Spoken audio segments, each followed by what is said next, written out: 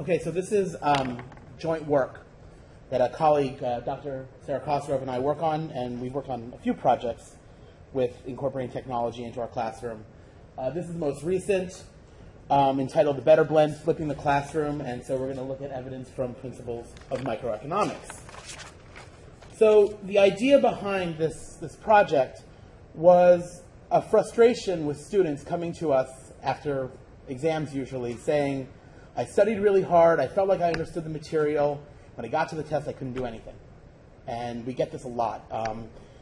And we tried our first set of projects dealt with just doing a traditional blend, where we substituted some online lecture content, face-to-face lecture content with some online work and projects. And yet we still saw that frustration. And so we decided to do something different. We decided to think about flipping the classroom. And this is a technique that's popular in a lot of the technical fields. Economics is rather technical social science. So we thought maybe there's something there. Maybe we can think about developing these higher levels of learning through this flipping. And I'm going to describe the flip in just a minute. Just going back to the blended learning, I should say, even if you look at the literature, and there's a small literature on blended learning in economics, the results are pretty mixed. Some studies find an improvement, some studies find no improvement, some studies find that blended classrooms do worse in terms of student learning, in the best way that we can measure that.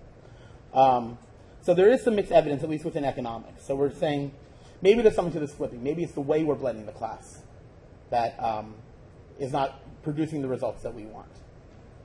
So what did the flip look like? So Dr. Kosgrove actually implemented the flip. She and I talked before the semester started to develop the class and how we wanted to go about doing it. But she actually was the one teaching the class. So she had a large section of Principles of Microeconomics, 120 students, enrolled in a Tuesday, Thursday, 75-minute class. And so we divided the students randomly into 2 days. So with the exception of a few days throughout the semester, a group of 60 always met on Tuesday, and a group of 60 always met on Thursday. The first day and the last day of class, they all met together, and they had exams at the same time. But every other day, it was either a Thursday class or a Tuesday class. So 60 people a class. There were 2 undergraduate TAs, one for each day. This project was funded by a curriculum redesign grant, and so we were funded with a TA, a second TA, and that really helped. So on the online content, Professor Kosgrove recorded prior to the start of the semester lectures. So for every unit, for every chapter, for everything she wants to do, she recorded it with TechSmith Relay and a tablet PC, and made it available on Blackboard to students before each class, and required that they view these lectures. This was a very high upfront cost to Professor Kosgrove. This took a lot of time before the beginning of the semester. She's lecturing her entire semester's worth of lecture into a computer to record them. And so that does take a lot of time. The other major online content was online homework through a homework management site, which was not very difficult to implement or difficult for Professor Kosgrove to use. What was more interesting was the face-to-face content. And in the face-to-face content, there was no lecture content during the face-to-face classes. And this was deliberate because we want to encourage the students to use the online material and to use the online lectures prior to coming to class. So lecturing in class would have undermined the flip. In other words, if we gave students a reward for coming to class unprepared, and they would come to class unprepared and not watch the lectures ahead of time. So instead, every class started with a quick quiz. So this is low-stakes exercise, low levels of learning, just to make sure the students viewed and digested some of the online lectures prior to coming to class. What was done during class were scaffolded problem solving in small groups. So we divided the students up into groups and gave them problems to work on. And as students answered the problems, we rewarded that with more difficult problems. So the entire class was devoted to active learning. Professor Cosgrove and the TA would walk around in the class and answer questions to the groups. So instead of Professor Cosgrove standing up and lecturing as would in a normal face-to-face class, she would go around and see who was having trouble with what problem, and the TA did the same. Now, one thing we had to do, one thing Professor Cosgrove had to do, was teach students how to be in a flipped class, because it's not something they're used to doing. So she actually had to explain to them, this is how you're supposed to digest the lectures before you come into class. You have to take notes on the lectures just as you would in class. And this is something that's relatively new to students, and so it was a little bit difficult to implement at first. And then if there were questions that were common to all the groups, then Professor Cosgrove would stand up and explain those problems. All right, so that's the structure. And we then decided to analyze some results of student learning. So we're a rather empirical bunch of economists, and we like to look at the effect of our policy and treatments in this case to see if they have any effect. So just going very briefly into the experiment that we did a pre-post experimental design, meaning we gave a pre-test and a post-test.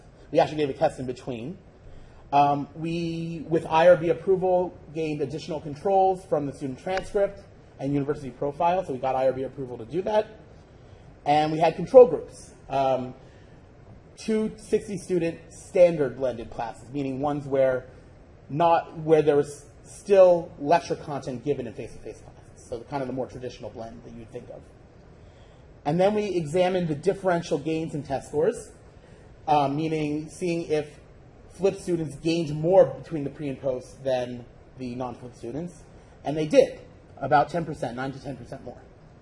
This is after controlling for as much as we possibly could control for. So, there's a few conclusions and a few directions of future work that we're going to work on. So, one thing we want to think about is the study behavior, because we're really asking the students to do something completely different than what they're used to with the flip. And so we want to analyze in some way how their behavior changes as a result. A flipped class requires much more preparation than a face-to-face lecture typically. And we want to see not only if the study behavior was adopted by the students, but also do these spill over into other classes? Are they learning how to learn, basically, in this flipped format? That's going to be a little harder to measure. The next step, I think, is to apply to upper-level economics classes. And these upper-level economics classes tend to be even more technical. And so I think these scaffolded problems, this active learning, would do well in intermediate theory courses. And I think that's kind of where we're moving. So in terms of the implementation, there needs to be some refinement made to the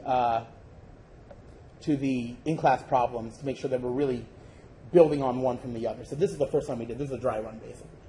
And so we want to try to refine these problems to make them really capture these higher levels of learning. There might be some small refinements to the structure of the course that will be informed by the study behavior. So maybe we want the students maybe to access the lectures even earlier than they already are. We don't want the students to use the lectures to cram for exams, which is all evidence is pointing that's what they're doing.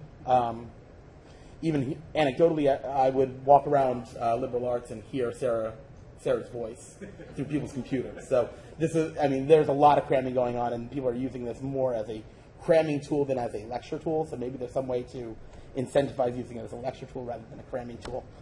Also, and this might seem insignificant, but it's not, the layout of the classroom really matters when you're doing a flipped class. So this class was held in Dion 106, I think, which is that large vaulted lecture hall.